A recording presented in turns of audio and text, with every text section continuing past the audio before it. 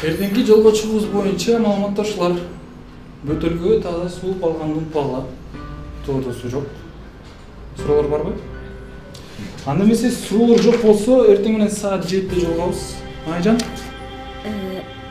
Агай, эртең тоодо аба ырайы кандай болот? Жылуу кийин алышыбыз керекпи? Таптакыр унутуп турмун. Айжан, рахмат сага. Жылууда кийин алгыла, суук болот. Айжан болбосо үшүп тонуп, курту көп маселе чыкмак экен, Рахмат сага Айжан. Саат 7-де, унутпагыла. Сурооңор барбы? Эгерде жүргүнчү коопсуздук курун тагынбаса кимдин өлү болот? Жүргүнчүбү же айдоочубу?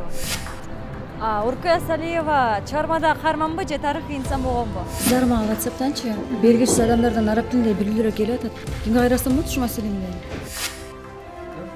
Марс планетасында эң биринчи бала төрөлгөндө адамдардын паспортунда төрөлгөн планетасы деген графа пайда болушу керекпи?